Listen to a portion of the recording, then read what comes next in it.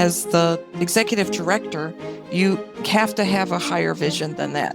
And I'll tell you that Alex Katz from the Katz Foundation, he talked to me a lot about making sure that I was above the fray. He said, if there is a fire in a valley and you're in the middle of the fire and you have a fire hose, you have no idea which way to point the water to put the fire out. You might be going in the total wrong direction. But if you can get up above it, then you just put the water on the fire and it's going to go out fast. So I think about that a lot. So it's my role as a leader. I need to see the whole picture of the whole organization.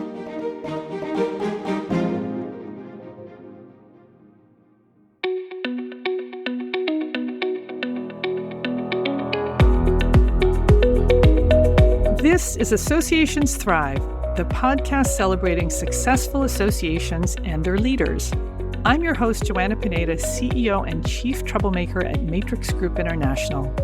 Listen in as top association executives tell all, revealing the creative and innovative ways they're increasing membership, generating revenue, nurturing engagement, and reimagining their organizations.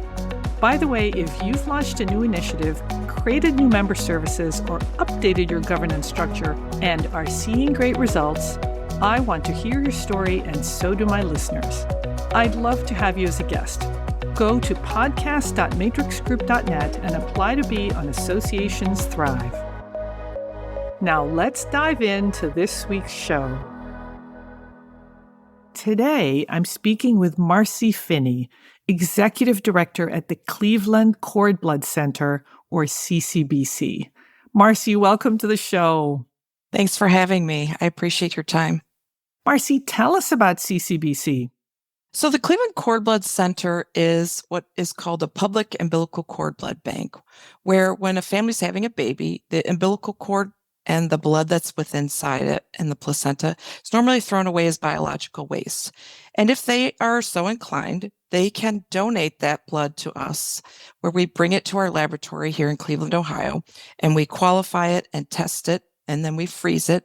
And those cord blood units can be used to treat patients that have blood disorders like leukemia. So it's a really amazing altruistic program. One of our favorite cord blood transplant recipients calls it the ultimate recycling program. Trash to treasure, where things that are normally thrown away as biological waste can be utilized to treat patients that have blood disorders and potentially save their lives. Marcie, let's unpack this a little bit. So what is special about cord blood and why do we bank it? The initial reason that we started to bank cord blood is individuals need what's called a stem cell transplant, right? You can use a related person to do that or a bone marrow donor from an adult that's unrelated, but that has to match your genetics, just like if you were going to get a heart transplant. So it has to match what they call your human leukocyte antigen, or HLA. It's your DNA fingerprint. Well, what they found out was that not everybody has a match. So umbilical cord blood was a way to get donations for this use that didn't impact the donor, right? This is normally thrown away. So there was a movement to start banking public cord blood that would be available to all donors that might need it. And think about it sort of like when you donate blood, right? It's altruistic. So the donation is intended to be used for someone else.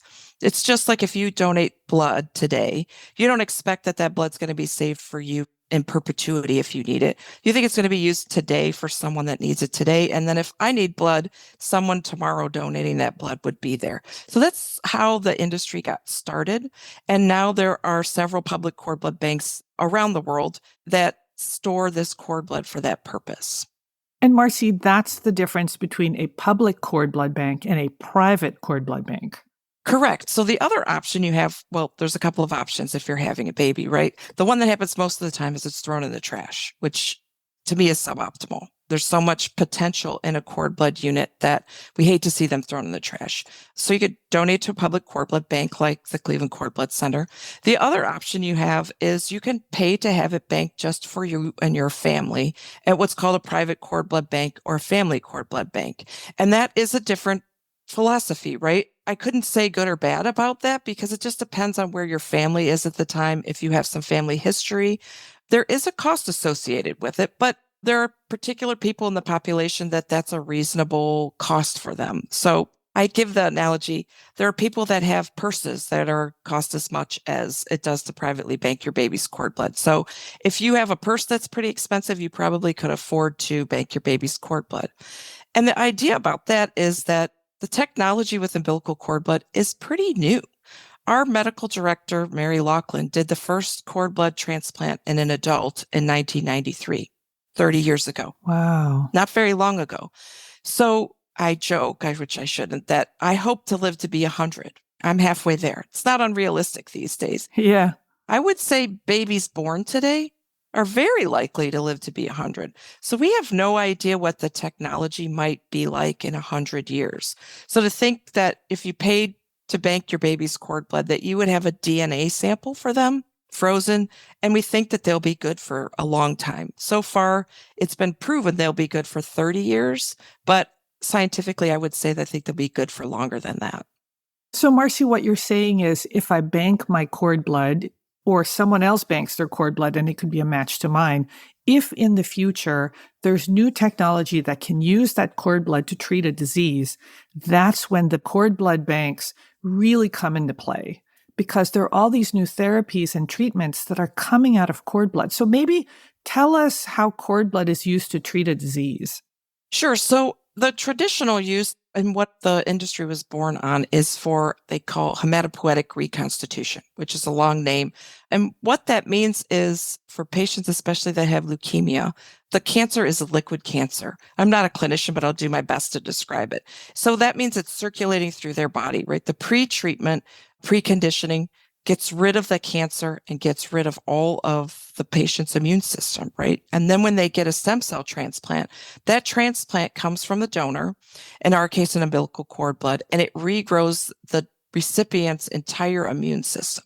So I'm not a hematologist either, but here are the things that I think about that make it concrete for me. The recipient's blood type could change if the donor's blood type was different. So they actually grow blood from that donor. So I think that's a really concrete thing that I think about.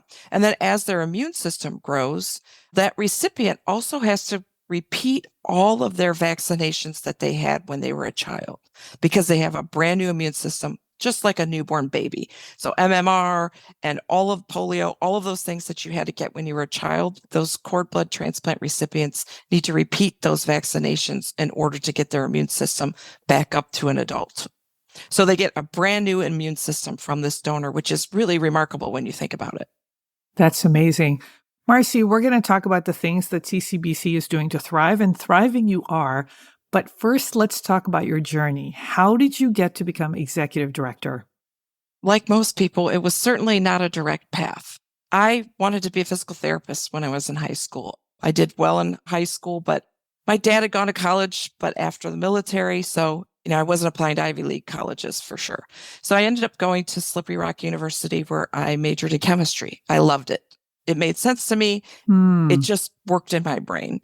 And when I graduated, I decided I wasn't going to do physical therapy, and I got a job at Case Western Reserve University.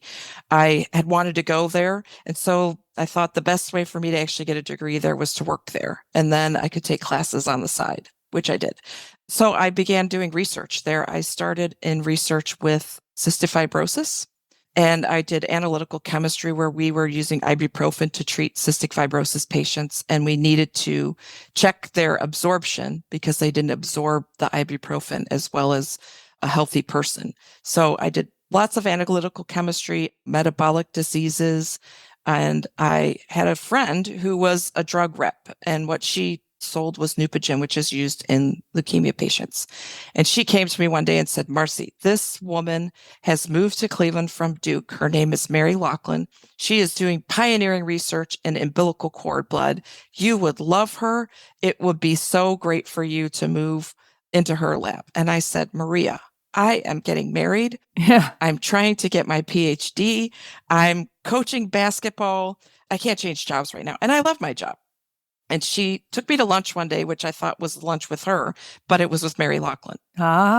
She set you up. She did set me up. Dr. Laughlin was gracious and really wanted me to come and work in her lab. And I said, thank you very much, but I can't. I need a year. I'm getting married. I'm trying to finish my graduate degree. And she said, okay, I'll call you in a year. And I thought, well, that's the end of that. But she did call me in a year. After a year, I was married. I had some life-changing things. My stepfather passed away unexpectedly at 52 from cancer. And I thought, maybe I want to do something in cancer. My mom was grieving, and my mom has been a huge supporter of my career. She always reminds me that I always said I didn't want to work for money. I wanted to work for some cause. And she reminds me when I forget that.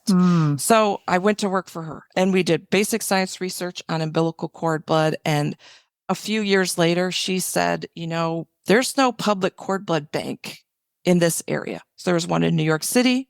There was one in St. Louis. There was one in Duke, but there wasn't one in Cleveland. We should try to open a cord blood bank. And she made a million connections, worked with the Abraham J. and Phyllis Katz Foundation, who has supported us still to this day, to start a public cord blood bank here in Cleveland, Ohio. So I went with her. My job at first was to start the collection sites. It's a tough sell to go into the Cleveland Clinic and say, we're a brand new public cord blood bank. We'd like to talk to your patients and see if they want to donate to us, when we were building all of the infrastructure here. Right. So that was my job. We opened sites in Cleveland, Atlanta, and in the East Bay in San Francisco, Berkeley, and San Leandro. And then in 2016, our initial executive director stepped down, and I was brought in from internally to take over as an executive director. So it was a crazy transition. Marcie, this was your first ED position.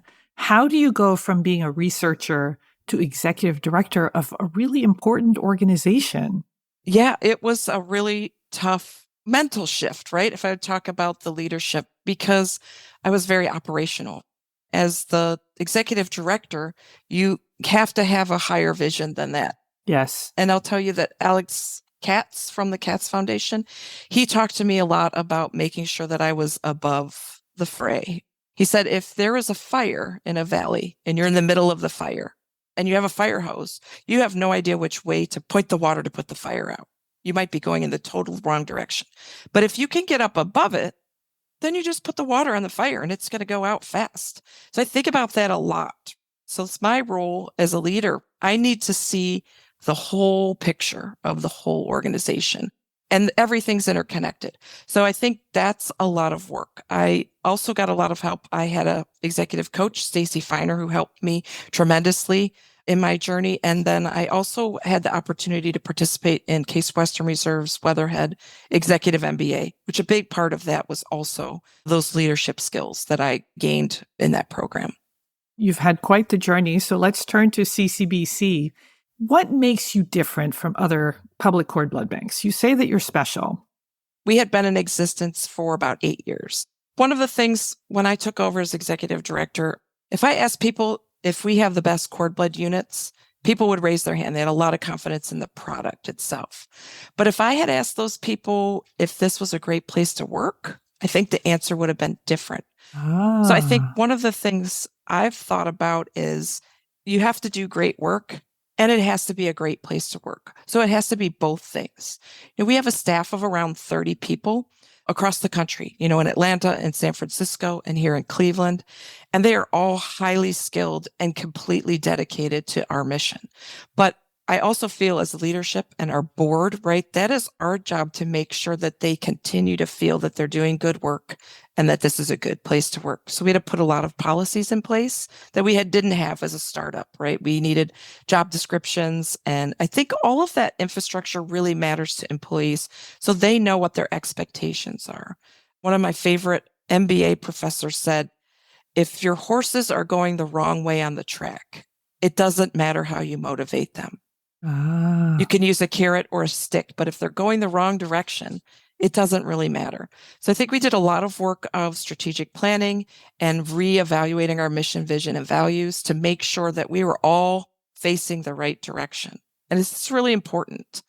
I think that makes a lot of sense. Maybe in the first 5 years of the organization, you were really focused on building, focused on the customers, and focused on the science. And you're still focused on that. But now with you, you're also focused on the staff so that you're building a great organization. Correct. I hope so.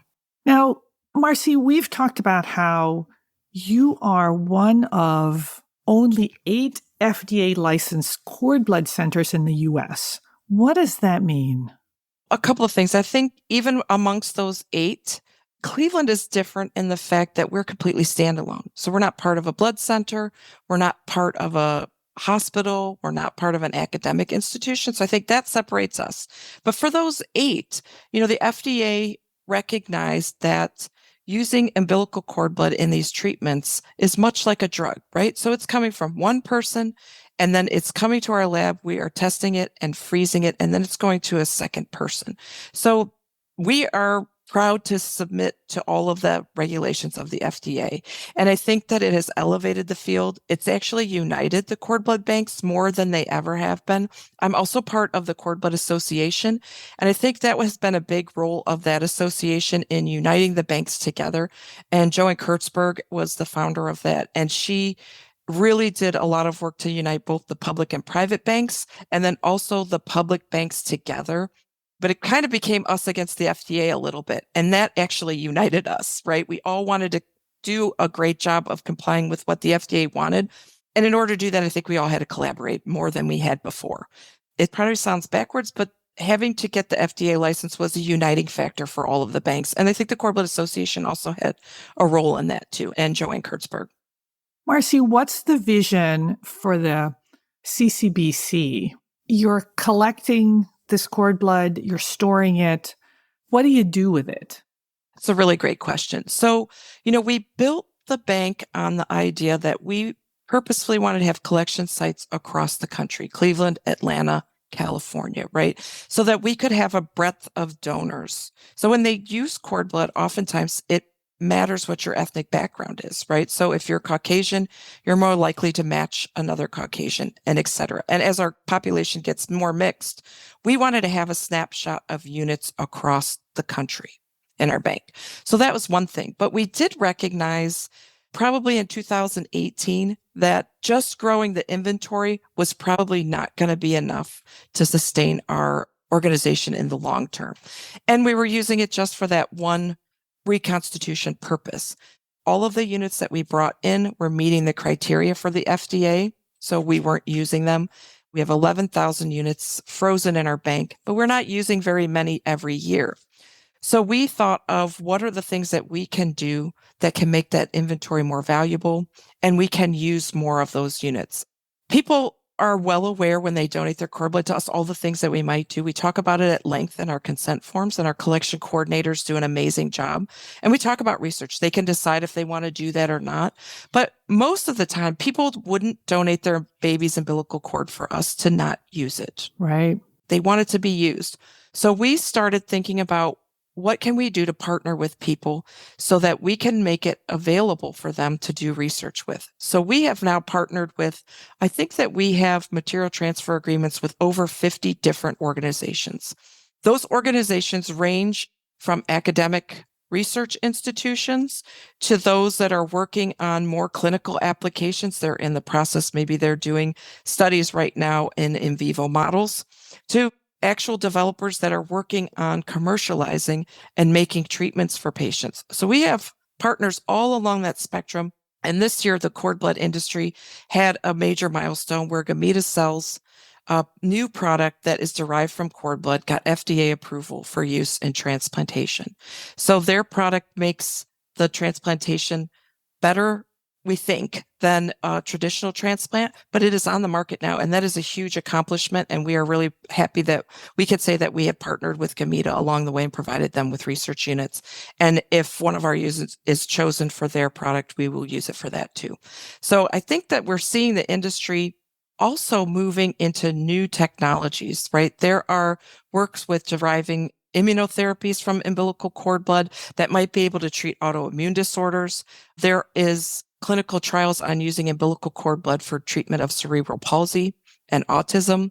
There are also clinical trials thinking about if you use a particular umbilical cord blood for a patient with HIV and leukemia, You can find ones that will treat both of those things and actually cure their HIV. There have been a few patients that have been cured of their HIV with a cord blood unit. So I Wow. think that the possibilities are endless. And you could see that it's all along the spectrum of disorders too, right? So I feel like our role as a bank is to make sure that we continue to grow this inventory, that we have units from across the country. And the beauty of it is it also takes a nice snapshot of the population today. We see more mixing of population, so I think that matching will be more challenging in the future. So we're trying to do what we can to make sure that this inventory is available for developers as they think about new cord blood products. So, Marcie, if I have a listener who's pregnant and says, wow, I'd be interested in donating my baby's cord blood, what do they do and where do they go? There are a couple of resources I would say. The NMDP, the National Marrow Donor Program, has a wonderful website that will list all of the places in your state that offer public cord blood donation. Unfortunately, it's challenging for banks. We can't collect everywhere. Right. We talked a little bit about the regulatory space that we're in, and we should be. So that is one good resource. I would also say that the Parent's Guide to Cord Blood is a great resource for parents, and it also gives you the benefits of both public and private. Frances Verter runs that particular site, and she was challenged when she was having a child about what to do with her baby's cord blood. And so she developed this resource for parents. I would say those are two great resources. We'll put them in the show notes. Great. Marcie, you're doing all these new things. You're not just collecting and storing. You're now really much more involved in research, it sounds like. How are you funding all this? We get funding from a couple of sources. One, we get funding from some philanthropic donors. The Abraham J. and Phyllis Katz Foundation has funded us for our whole existence. Also, the Goodman family has funded us from their existence. We have a legacy gift from them, and they both have representatives on our board of directors, which is amazing for us. We get some philanthropic donations. We are always writing grants for support, both locally and nationally. We receive some funding from the government, the Department of Health Science Resource Administration, HRSA. The government has recognized that, building a cord blood inventory is a national resource. So they fund cord blood banks to add new cord blood units to the inventory, especially from diverse donors. So we get some support from them. We also get some support from the state of California. They recognize that the state of California was underrepresented on the registries. So they fund public cord blood banks to set up collection sites in their state. Those units can be kept in California or kept in Ohio like ours are, but they help us with the startup and ongoing costs of staffing a collection site. We also get some revenue from when a cord blood unit is used for a transplant. So we do get some reimbursement from that. And then we do recover our collection costs if we are using cord blood units for research partners. So they do help us with recovering those costs. Tell us about some of the life-saving treatments that are now available because of cord blood, and tell us a couple stories. There's been a lot of work done on other uses for cord blood, but the majority of them are still folks that have leukemia.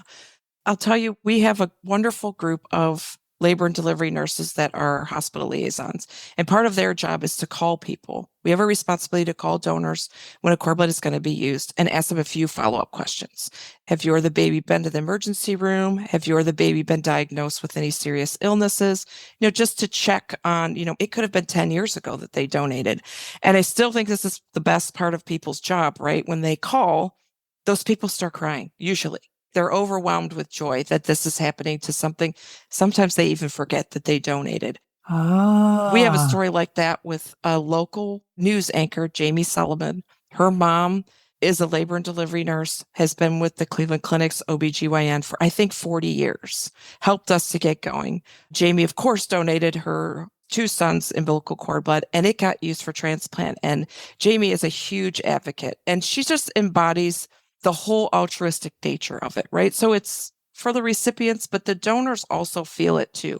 And I feel like they get such a great sense of accomplishment, I guess, of something that was going to be thrown away. So we have stories of people that donated to us. We have stories of the Miller family. Their daughter, Josephine, was diagnosed with cerebral palsy. There's no cell therapy treatment here in the United States. They're working on it now, but this was 10 years ago. They wanted to take her to Taiwan to get treatment. And they got in contact with us here in Cleveland, and we were able to provide a cord blood unit to them to send it to Taiwan, and they went to Taiwan and got her treatment for her cerebral palsy. I'm not a clinician. I can't tell you whether, but I'll tell you that her parents think that this treatment was really beneficial to her. When they went, she was prone. She couldn't move. She couldn't roll over. Now she's in middle school. She sits in her wheelchair. She can message on her iPad. She can't speak, but she can talk through her iPad. She can eat. And they feel like this really changed Josephine's path. She goes to school. Let me make sure I understand this. So the family went to Taiwan, but you found a match in your database or in your storage for the daughter that then that donation was sent to Taiwan and used in her treatment. Correct.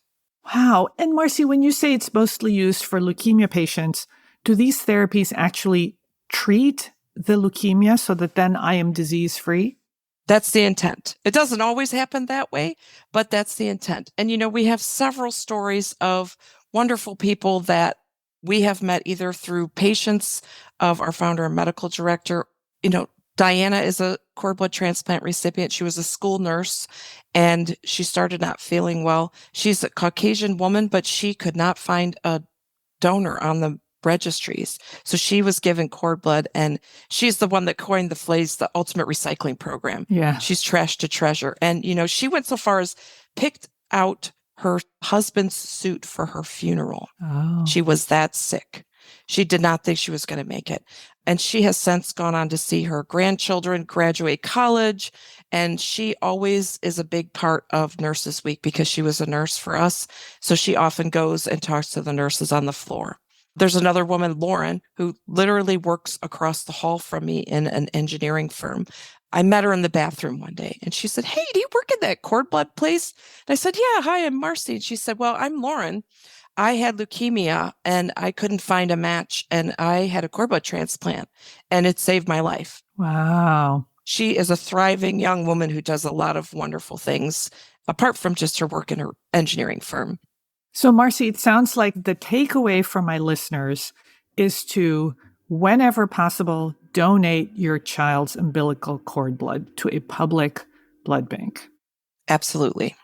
Marcie, I want to thank you for everything that you're doing, for all the researchers and all the families and all the kids who are benefiting from the work that you're doing. And thank you for making CCBC a great place to work. I hope you'll come back and tell us about all this amazing new research that's coming down the pike. Great. I appreciate the time.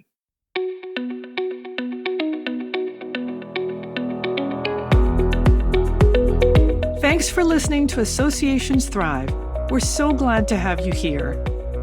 My personal mission and the mission of my company, Matrix Group International, is to help associations and nonprofits increase membership, generate revenue, and thrive in the digital space. I want to hear stories of how your organization is thriving in today's challenging landscape. Please apply to be on my show by going to podcast.matrixgroup.net. By the way, do you need help with a digital initiative? Maybe it's a website redesign, a new membership database, or a hybrid meeting that you're planning. I'd love to connect with you. Please visit the Matrix Group website at matrixgroup.net. Thanks again for listening to this week's episode of Associations Thrive. Don't forget to subscribe to the show, leave a 5-star rating, post a comment, and share it with your colleagues and friends. Bye!